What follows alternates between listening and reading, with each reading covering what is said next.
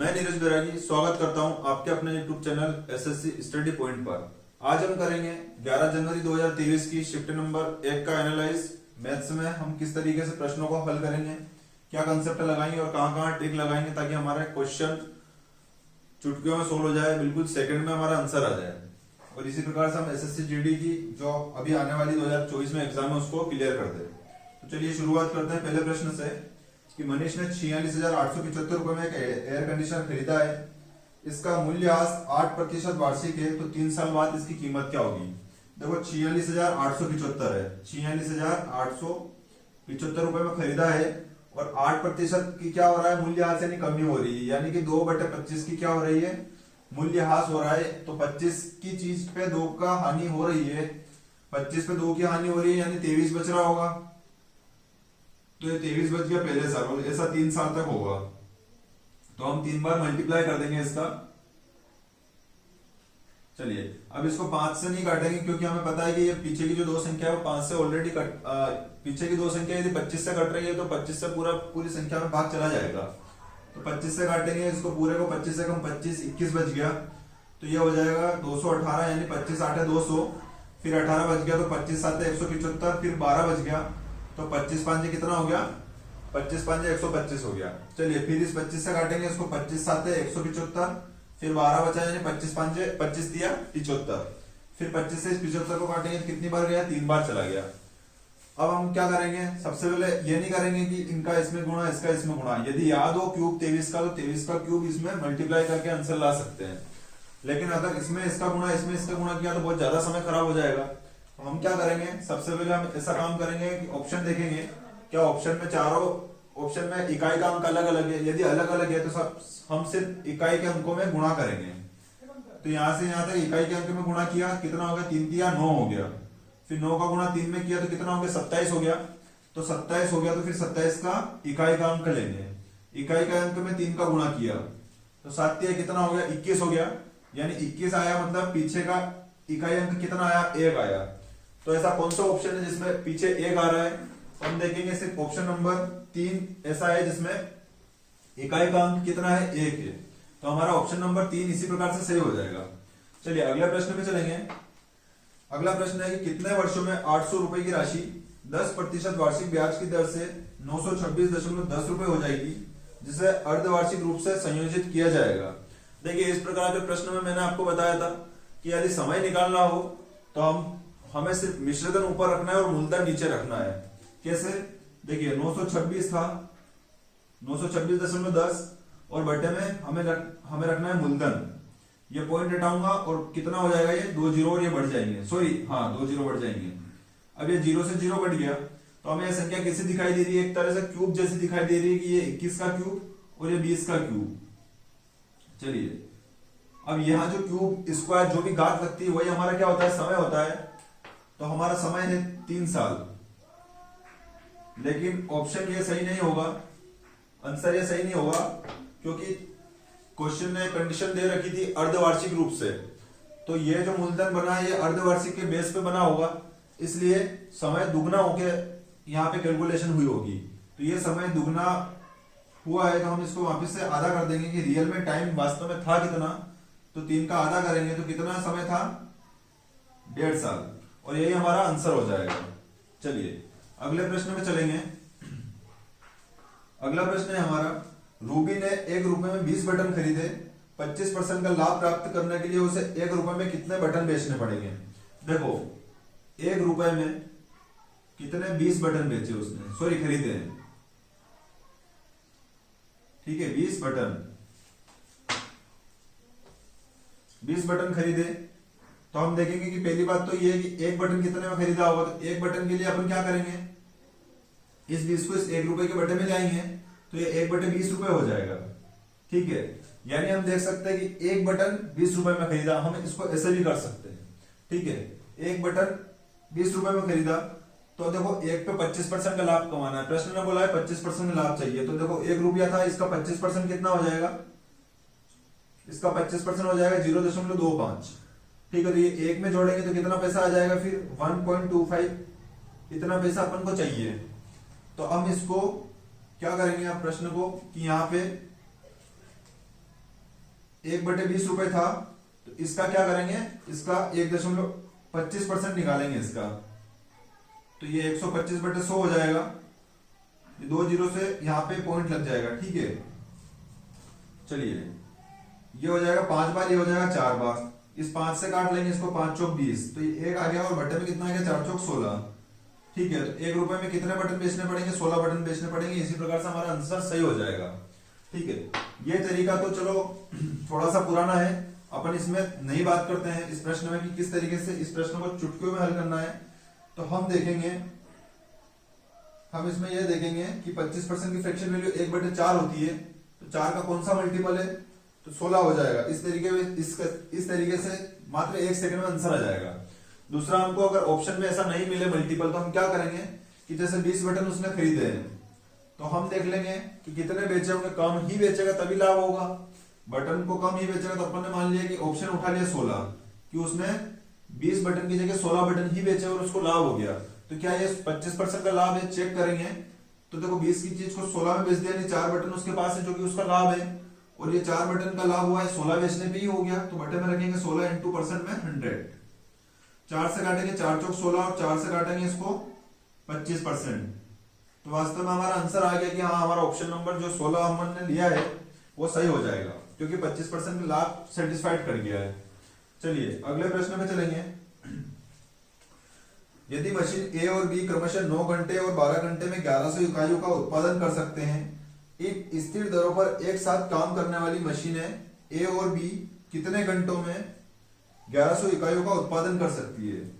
देखो इसमें क्या है कि 9 घंटे और 12 घंटे में 1100 इकाइयों का उत्पादन कर रहा है, तो 1100 जो आया है प्रश्न में, इसकी कोई भी वैल्यू नहीं है। हम यह भी कह सकते थे कि 9 घंटे 12 घंटे में कोई और काम कर सकता है, तो हो यहाँ पे चाहे 1100 का काम हो चाहे कुछ भी काम हो, सिर्फ काम हो रहा है, तो हम इसको 1100 को बिल्कुल नजरअंदाज करेंगे और देखेंगे यहाँ पे ए और बी काम कर रहे हैं।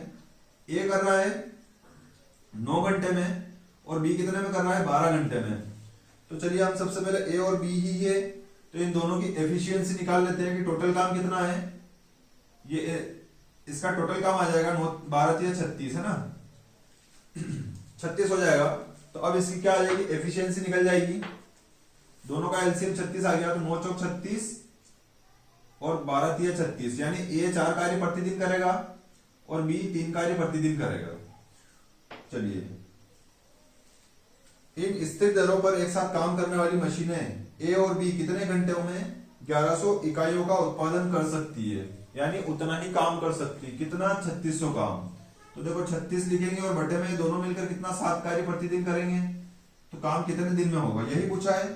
दिन नहीं है यहाँ पे, घंटे हैं, तो घंटे आ जाएगा। अब इसको सोल्व नहीं कर रखा है प्रश्न में, ऑप्शन बिल्कुल 36/4 ऐसे ही है, तो यहीं पे हमारा आंसर खत्म हो जाएगा। अगर प्रश्न और भी सोल्व करता तो कैसे होता है, 7 और 5 में 35 हो जाता, एक बचता वो ऊपर लिखते और बटे में 7 लिख देते, तो यहाँ भी हमारा आंसर हो जाता। लेकिन प्रश्न ने यहीं पे रोक दिया है और यहीं पे हमारा आंसर आ गया है। चलिए अगले प्रश्न पे चलते हैं। अगला प्रश्न है 14 सेंटीमीटर ऊंचाई के एक लंब वृत्तीय बेलन का वक्र पृष्ठीय क्षेत्रफल 110 सेंटीमीटर स्क्वायर है। बेलन के आधार का व्यास क्या है, व्यास पूछ रहा है, यानी वो 2r की अपन से वैल्यू पूछ रहा है, ठीक है। तो चलिए बेलन का वक्र पृष्ठ क्या होता है, सबसे पहले ये देखेंगे। तो बेलन का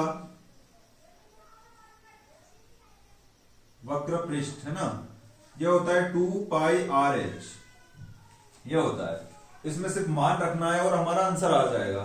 तो चलिए 2 की जगह तो 2 लिख दिया और पाई की जगह मैंने 22/7 लिख दिया, जैसा कि प्रश्न ने कहा है।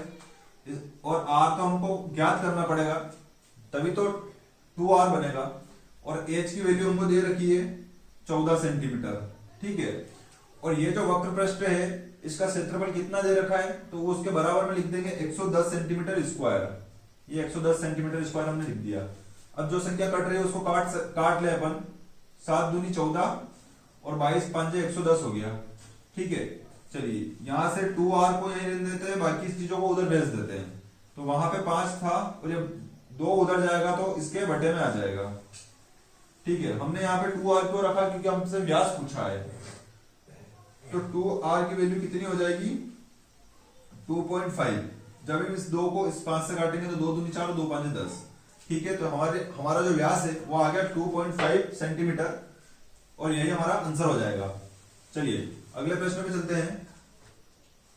अगला प्रश्न है, रोबिन 1/4 दूरी को 20 किलोमीटर प्रति घंटे की गति से, अन्य 1/4 भाग को 10 किलोमीटर प्रति घंटे की गति से और शेष दूरी को 80 किलोमीटर प्रति घंटे की गति से चल सकता है। तो देखो सबसे पहले तो दूरियां दे रखी है, दूरी देख लेंगे अपन। 1/4 और फिर कितना चला 1/4 और फिर कितना चला, उसके बाद इतना चलने के बाद शेष। तो देखो ये कितना चला होगा, तो 1/4 तो ये चला प्लस 1/4 ये चला, तो कितना हो जाएगा ऊपर वाली संख्या 2/4, यानी 1/2 वो चल गया है। अगर आधा चल गया है तो इसको 1 में से माइनस कर दो तो कितना बचेगा, फिर ये 2 - 1/2 हो जाएगा और ये 1/2 हो जाएगा, ये शेष हो जाएगा। ठीक है, या हम यहाँ पे भी समझ सकते हैं कि आधा चल गया तो आधा और बाकी होगा, ये आधा और बाकी होगा। ठीक है, तो हम डायरेक्ट यहाँ लिख सकते हैं कि ये आधी दूरी और ये चल गया है। ठीक है, लेकिन नए स्टूडेंट है इसलिए मैंने ये समझाया है उनको कि किस तरीके से आधा चला फिर पूरा चला, ये कितना होता है सारा बताया है।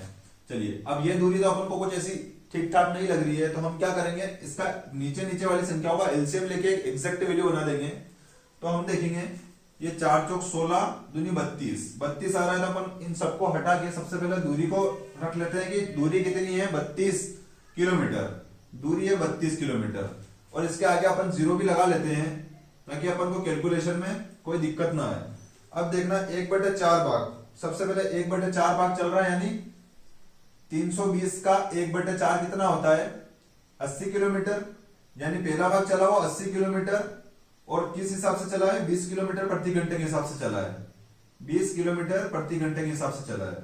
चलिए अगला अन्य भाग 1/4, अगला अन्य चौथाई 1/4 है, मतलब वापिस 80 किलोमीटर की दूरी चला होगा और 10 किलोमीटर प्रति घंटे के हिसाब से चला है, तो ये 10 किलोमीटर प्रति घंटे की गति से। अब शेष दूरी, तो देखो 80 और 80 160 चल गया है, वो 320 में से 160 चल गया तो कितना बचा होगा 160 और बचा होगा, और वो दूरी चला है वो 80 किलोमीटर प्रति घंटे के हिसाब से। चलिए अब प्रश्न पूछ रहा है कि औसत गति क्या है, तो देखो औसत एवरेज स्पीड पूछा है उसने, एवरेज स्पीड। औसत गति का सूत्र क्या होता है, कुल दूरी बटे में कुल समय। ठीक है, औसत गति बराबर कुल दूरी बटे कुल समय हो गया। तो हम देखेंगे सबसे पहले कुल दूरी कितनी है, कुल दूरी तो हमने डायरेक्ट निकाल रखी है कि 320 किलोमीटर की कुल दूरी है। ठीक है, अब हम देखेंगे कुल समय कितना लग रहा है, तो समय कैसे ज्ञात होता है, समय इधर आ जाएगा और स्पीड इधर आ जाएगी, तो दूरी के बटे में चाल को लगाएंगे तो हमारा समय निकल जाएगा। तो ये दूरी है, इसके बटे में मैंने चाल कर दिया, तो 20 चौक 80 यानी 4 घंटे लगेंगे, यहाँ पे उसको 8 घंटे लगेंगे। ठीक है, ये दूरी बटे चाल हो गया, तो ये दूरी बटे चाल क्या होता है समय होता है, तो यहाँ पे उसको कितने 2 घंटे लगेंगे। ठीक है, तो टोटल समय कितना हो रहा है 4 और 8 12 और 2 14 घंटे, तो कुल दूरी बटे कुल समय कितना है 14 घंटे है।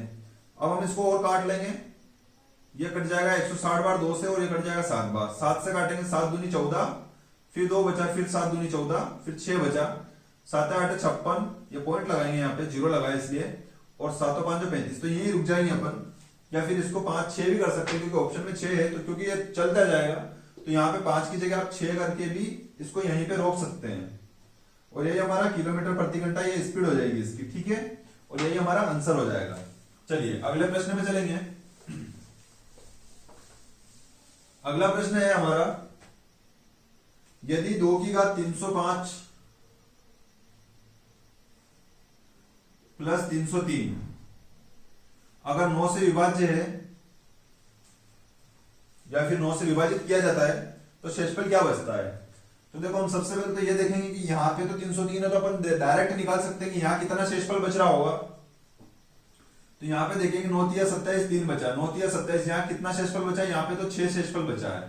अब हम यहाँ देखेंगे कि क्या 2 में 9 का भाग जाता है या नहीं जाता है। हम एक काम करेंगे कि इस 9 के मल्टीपल के पास ले जाएंगे इस 2 को, तो हम देखेंगे 2 की घात 2 दूनी 4 दूनी 8 दूनी 16 दूनी 32 दूनी 64, इसको यहाँ 6 तक ले जाते हैं, 2 की घात 6 तक। ठीक है, तो फिर कितना बच जाएगा यहां से 2 की घात 6 हो गया। चलिए इसको 2 की घात 5 तक ले जाते हैं, ये 2 की घात 5 हो गया, और ये 5 का गुणा अगर अपन ने कर दिया 60 में, अगर 60 में कर देंगे तो ये हो जाएगा 300, और यहाँ पे 5 कर देते हैं अपन, यहाँ पे अपन ने 5 कर दिया, 2 की घात 5। तो देखो 2 की घात 5 और 2 की घात 5 इंटू 60, तो ये 305 बन जाएगा वापिस से। तो अपन एक काम करेंगे, यहाँ पे 2 दूनी 4 दूनी 8 दूनी 16 दूनी 32, तो यहाँ पे 32 आ रहा है, इंटू करेंगे वापिस से 32 की घात 60 हो जाएगा ये, और बटे में 9 का भाग लगाएंगे, तो यहां से कितना बच जाएगा, 5 बच जाएगा। चलिए यहाँ पे 5 बच गया, ठीक है, और यहाँ पे इस पूरी चीज में से 5 शेषफल बचेगा, ठीक है। यहां से अपन ने क्या किया, इसके फैक्टर कर लिए, देखो ये 5 ये 300 हो जाएगा, और ये इंटू में घातें जुड़ती है, इंटू में घातें जुड़ती है, तो ये 300 प्लस 5 कितना हो गया, 305। तो यही वापस इक्वेशन सेटिस्फाइड हो रही है, इसको थोड़ा सा तोड़ना पड़ेगा अपन को। तो ये 32 आया है, 32 में अपन ने जब भाग दिया तो कितना शेषफल आया है, यहाँ पे शेषफल आया है 9 या 27, तो 5 शेषफल आ गया, ठीक है। मतलब यहाँ से 5 शेषफल बच रहा है, और ये 6 शेषफल बच रहा है, इसको भी 9 से वापस भाग देंगे क्योंकि ये 9 से बड़ी संख्या है। तो 5 और 6 कितना हो गया, 11/9, फिर 9 से भाग दिया तो कितना शेषफल आ गया, 2 शेषफल आ गया, तो यही हमारा आंसर हो जाएगा। चलिए इन वाले प्रश्नों में मैं एक वीडियो लेके आऊंगा, उसमें आपको ये तरीके किस तरीके से इनको तोड़ते हैं, किस तरीके से क्वेश्चन को हल करते हैं, उसमें और भी अच्छे तरीके से आपको बताऊंगा। चलिए अगले प्रश्न पे चलते हैं। अगला प्रश्न है हमारा, एक क्लब में 90 महिलाएं सदस्य है। देखो सदस्य की बात करते हैं अपन, तो महिला कितनी है, 90, ठीक है, और पुरुष कितने हैं, महिला और पुरुष है 90 और 60, ठीक है, टोटल 150 हो गए। अब प्रश्न कह रहा है महिला सदस्यों की औसत आयु 35 साल है, तो ये 35 साल महिला औसत है, ठीक है, और यहाँ पे पुरुषों की 45 साल है। तो हम सबसे पहले योग निकाल देते दोनों का, तो ये कितना योग हो जाएगा, 9 5 45, 4 बचा, 9 3 27 और 4 31, और यहाँ पे 6 5 30, 6 4 24 और 3 27। तो टोटल इन दोनों का मिलाकर योग कितना हो जाएगा, हम देखेंगे टोटल योग हो जाएगा 3 2 5000, और ये 5850, ये कुल योग हो गया। अब प्रश्न ने पूछा ये पूरे क्लब की औसत आयु क्या है, तो औसत आयु क्या होगी, कुल योग बटे कुल संख्या हो जाएगी इन दोनों की, तो ये कितना हो जाएगा 150, ठीक है। चलिए 0 से 0 बढ़ जाएगा, 15 दिया हो जाएगा 45, कितना बचा 13 बचा, और 15 नहीं कितना हो गया 135, तो यही हमारा आंसर हो जाएगा। और यही तरीका सबसे बेस्ट है, क्योंकि एक तरीका और है। चलिए ये हो गया, इसको मैं थोड़ा सा क्लियर करके आपको एक छोटा तरीका और बता देता हूं। अपन देख सकते हैं कि ये दोनों औसत है, और इनका ही औसत माना पूछा है अपन से, तो अपन मान लेते हैं 35 से बड़ा और 45 से छोटा क्या हो सकता है, मैंने 40 ले लिया कि औसत कितना है 40 है, ऐसा मैंने मान लिया। अब मैं यह देखूंगा कि यहाँ पे तो मेरा औसत कितना कम पड़ रहा है, -5 कम पड़ रहा है, ठीक है, और यहाँ पे औसत कितना ज्यादा है मेरा, +5 ज्यादा है। तो इस 5 का गुणा 90 में करेंगे तो ये कितना हो जाएगा, 9 5 45 यानी 450 माइनस का, चलिए करेंगे क्वेश्चन को, मेरा फोन आ गया था थोड़ा सा डिस्टर्ब के लिए, आई एम सॉरी। चलिए अब यहाँ पे देखेंगे प्लस का 300, तो देखो टोटल ओवरऑल कितना आ रहा है, -150 निकल रहा है यहाँ से, तो केक कटेगा सब में बटेगा, तो ये कितने लोगे 150 लोगे, तो 150 में बांट दो, तो 150 से 150 का मल्टीप्लाई किया तो कितना आएगा -1, यानी हमने जो औसत माना था उसमें अपन को क्या करना पड़ेगा, -1 करना पड़ेगा, तो भी हमारा आंसर कितना आ जाएगा 39, और यही हमारा एवरेज हो जाएगा। चलिए अगले प्रश्न पे चलेंगे। अगला प्रश्न है 4 अंक की सबसे बड़ी और सबसे छोटी संख्याओं के बीच का अंतर ज्ञात कीजिए जो 36 और 48 से पूर्ण तरीके से विभाज्य है। देखिए 4 अंकों की सबसे बड़ी संख्या तो ये हो गई 9999, और 4 अंकों की सबसे छोटी संख्या ये हो गई 1000। इन दोनों के बीच में अंतर ज्ञात करना है, लेकिन शर्त यह है कि संख्याएं 36 और 48 से विभाज्य हो, ठीक है। चलिए यह संख्या ना तो 36 से कटती है ना 48 से कटती है, और ना ही ये संख्या कटेगी 36 और 48 से। तो हम सबसे पहले इन दोनों का एलसीएम लेके चेक करते हैं कि कौन सी संख्या ऐसी है बड़ी से बड़ी 4 अंकों की जो इसको भी काट दे और इसको भी काट दे, यानी 4-4 अंक वाली संख्याओं को काट दे। तो 36 और 48 का एलसीएम निकालेंगे। 12 से काट लेते, दोनों संख्या 12 से कटने जैसी है। 12 दिया 36, 12 चौक 48। अब ये 3 से कट जाएगा एक बार, ये 4 ऐसा कैसे, और फिर ये 4 से भी कट जाएगा। तो हमारा एलसीएम कितना आ गया 144। 12 दिया 36, 36 चौक 144। चलिए अब 144 को इसके पास ले जाना है, तो सबसे पहले मैं मल्टीप्लाई करूंगा 6 से। कितना आ जाएगा ये 14 5 70, सॉरी 14 से हम 84 ले लेते हैं क्योंकि 999 है। तो 840 और 24 कितना हो गया 4 6 और 8 864। 144 छंग 864। तो अपन क्या करेंगे 9 9 9 9, इसमें से सबसे पहले 3 लेंगे 864। देखो 144 छंग 864 हो गया, तो ये बचेगा 5, ये बचेगा 3 और ये बचेगा 1। फिर यहां से 9 ले लिया अपन ने। अब 1359 और बचा है इसमें, तो 144 नम करेंगे अपन, यहाँ 9 से मल्टीप्लाई कर लेंगे अपन। तो ये हो जाएगा 1440 में से 144 निकालेंगे अपन, ये बच जाएगा 6, ये 9 बचेगा, नहीं 5 बचेगा यहाँ पे। 9 में से 4 गया तो 5, 4 में से 1 गया तो 356। ठीक है, शायद कुछ गलत बच रहा है यहाँ पे, सॉरी यहाँ पे अपन देखेंगे 10 में से 4 गया तो 6, 13 में से 4 गया तो 9, 3 में से 1 गया 2 और ये 1296 आ रहा है। तो इसमें से 1296 और माइनस करेंगे, ये 3 और ये 6, 63 शेषफल आ रहा है इसमें, यानी हम 63 माइनस कर देंगे। तो अब ये संख्या पूरी 48 और 36, यानी 144 से टोटल भाग चला जाएगा इसमें। तो ये संख्या क्या हो रही है, 9 में से 3 गया तो 6, 9 में से 6 गया तो 3 और 99 ऐसे किसी। ये 4 अंकों की सबसे बड़ी संख्या है जो 144 से यानी कि 36 और 48 से विभाज्य है। अब वापिस से 144 का गुणा करेंगे अपन 6 में। ठीक है, तो क्या ये 4 अंकों की संख्या बन जाएगी 8 6 48, 4 बचा 6 चौक 24 और 4 8 सॉरी 6 चौक 24 हो रहा है। ठीक है, चलिए 6 से कर लेते हैं। 6 चौक 24 हंसी लगी 2, 6 चौक 24 और 25 26 हंसी लगी 2, 6 कम 6 7 8, तो 864 ही हो रहा है। चलिए इसको 8 से मल्टीप्लाई करते हैं, 9 से मल्टीप्लाई कर देते हैं। 8 चौक 32 हो जाएगा, 7 चौक 28 हो जाएगा। 7 से कर लेते हैं, 7 चौक 28, 29 30 हंसी लगी 3, 7 1 7 और 3 10। ये देखो 4 अंकों की सबसे छोटी संख्या है जो 144 यानी 36 और 48 से विभाज्य है।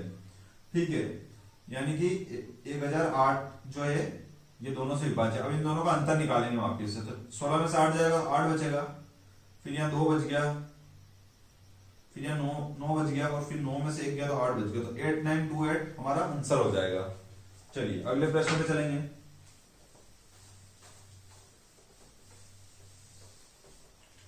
अगला प्रश्न है हमारा, यदि a प्लस बी बराबर 25 है, a प्लस बी बराबर 25 है और a माइनस बी बराबर 7 है, तो a और b का मध्य अनुपात कितना है, यानी a का मध्य अनुपात क्या है a और b का, तो ये मध्य अनुपात हो गया। चलिए ये b से b कट गया, तो कितना आ गया यहाँ से 2a बराबर 32, यानी a का मान कितना आ गया 16। चलिए अगर a की जगह मैं 16 लिखूंगा तो फिर 16 में क्या जोड़ेंगे 25 हो जाए, या फिर 16 को उधर 25 में जाके माइनस कर देंगे तो b का मान हमारे पास आ जाएगा। तो 25 में से 16 गया तो b का मान कितना आ जाएगा हमारे पास 9 आ जाएगा। ठीक है, यहाँ देखो मान रखेंगे a, ये यहाँ a की जगह 16 रखा प्लस b ऐसा कैसे और बराबर में 25 लिख दिया है। ये b ऐसा कैसे रहेगा और 25 माइनस 16 हो जाएगा, तो b का मान कितना आ गया 9 आ गया। ठीक है, अब मध्य अनुपात निकालना, तो ये 16 हो गया, ये x हो गया और ये 9 हो गया। अब मध्य अनुपात कैसे निकलेगा, 16 के बटे में x बराबर x के बटे में 9। ठीक है, ये 16 इंटू 9 हो गया बराबर ये x स्क्वायर हो गया। जब ये x स्क्वायर हटेगा तो यहाँ पे रूट लग जाएगा, 16 इंटू 9 हो जाएगा, तो ये 4 और ये 3 बनकर बाहर निकल जाएगा, जो कि x का मान हो जाएगा कितना 12, और यही हमारा कितना हो जाएगा आंसर हो जाएगा। चलिए अगले प्रश्न पे चलेंगे अपन। अगला प्रश्न है हमारा कि एक व्यक्ति कार में 50 किलोमीटर प्रति घंटे की गति से 600 किलोमीटर और 100 किलोमीटर प्रति घंटे की औसत गति से 100 किलोमीटर की यात्रा करता है और अंत में 25 किलोमीटर प्रति घंटे की गति से 50 किलोमीटर की यात्रा गंतव्य तक पहुंचता है। तो पूरी यात्रा के दौरान उसकी औसत चाल क्या थी, तो औसत चाल बराबर क्या होता है औसत दूरी, यानी कुल दूरी बटे कुल समय। तो कुल दूरी देखेंगे 600 किलोमीटर चला है, फिर 100 किलोमीटर चला है और फिर 50, तो 600 और 100, 700 और 50 कितना हो गया, 750 की टोटल दूरी चला है वो। ठीक है, कुल दूरी हो गई और बटे में कुल समय लिखेंगे, तो कुल समय कितना लग जाएगा, देखो 600 किलोमीटर चला है 50 किलोमीटर प्रति घंटे के हिसाब से, तो यहां से लगेंगे उसको 12 घंटे। ठीक है, फिर चल रहा है वो 100 किलोमीटर की दूरी, 100 किलोमीटर की दूरी चल रहा है वो, और 100 किलोमीटर प्रति घंटे के हिसाब से चल रहा है, तो उसको लगेंगे यहाँ पे 1 घंटा। और फिर चल रहा है वो 50 किलोमीटर की दूरी और 25 किलोमीटर प्रति घंटे के हिसाब से चल रहा है, तो उसको कितने 2 घंटे लगेंगे, यानी टोटल टाइम कितना लग रहा है उसको, टोटल टाइम लग रहा है 15 घंटे।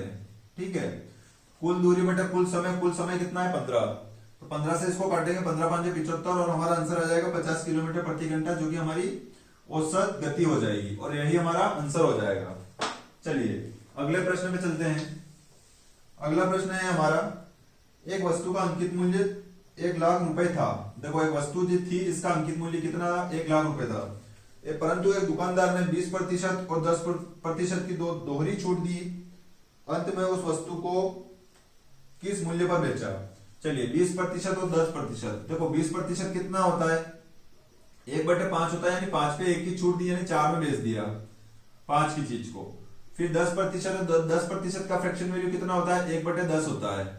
10 की चीज को 10 पे 1 की छूट दी, मतलब 9 में बेच दिया, और बटे में 10 लिखेंगे क्योंकि 10 पे छूट मिली है। चलिए अब इसको काट लेते हैं, ये 10 0 से 0 कट गया, और 5 से काटूंगा, 5 दूनी 10, और ये 3 0 ऐसे कैसी, 9 चौक 36 हो जाएगा, 36 दूनी 72 हो जाएगा, और 72,000 रुपए हमारा आंसर हो जाएगा कि इतने में इस चीज को बेचा होगा।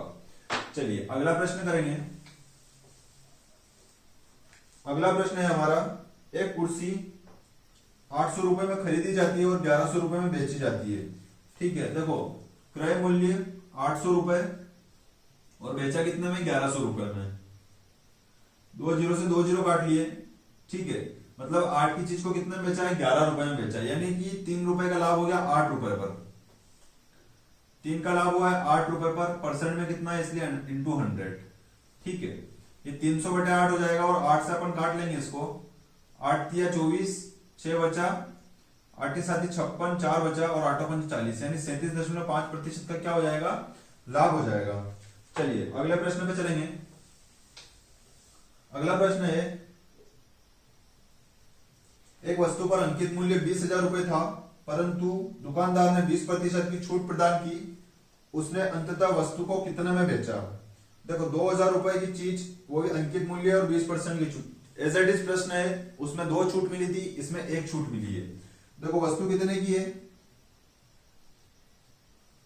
2,000 की, और 20% की छूट मिल गई, यानी 80% के बराबर बेच दिया उसको, खत्म सवाल। 2 0 से 2 0 बढ़ गया, 8 दूनी 16, और ये 2 0 ऐसे कैसी, तो 1600 रुपए का उस वस्तु का विक्रय मूल्य आ जाएगा। ठीक है, अगले प्रश्न में चलेंगे। अगला प्रश्न है, एक समानुपात में पहले और चौथे पद का गुणनफल 70 है और दूसरे और तीसरे का गुणनफल 35 × x है, तो x का मान क्या है।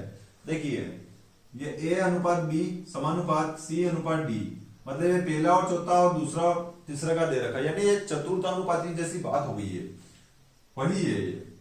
तो पहले और चौथा का गुणनफल कितना दे रखा है, 70 दे रखा है, और दूसरे और तीसरे का बराबर करके लिखते हैं अपन, तो कितना आ जाएगा 35 × x, सॉरी 3.5 × x।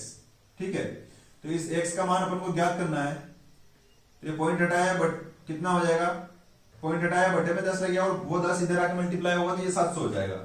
यहाँ से 35 से डायरेक्ट काट देंगे, 35 दूनी 70, और ये 0 ऐसा वैसे ही, तो x का मान कितना आ गया हमारे पास 20, और यही हमारा आंसर हो जाएगा। चलिए अगले प्रश्न पे चलेंगे। अगला प्रश्न है हमारा, प्याज के मूल्य में 25% की वृद्धि होने पर एक महिला 200 रुपए में 5 किलोग्राम प्याज कम खरीदती है, तो प्रति किलोग्राम प्याज का बढ़ा हुआ मूल्य कितना है।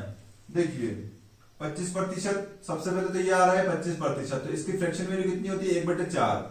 ठीक है, यानी कि मूल्य यानी रुपए की बात हो रही है कि रुपए में कितनी वृद्धि हुई है, 4 से 1 की वृद्धि, यानी कि 4 रुपए की चीज कितने की हो गई, 5 रुपए की हो गई। तो अब मैं मात्रा की बात करूंगा, मैं मात्रा की क्या क्या चीज खरीद रही है, प्याज खरीद रही है। देखो हमारे पास यदि 10 रुपए और 10 रुपए में 10 प्याज आते हैं, दूसरे दिन अपन गए और दुकानदार ने बोला आज तो प्याज महंगे हो गए हैं।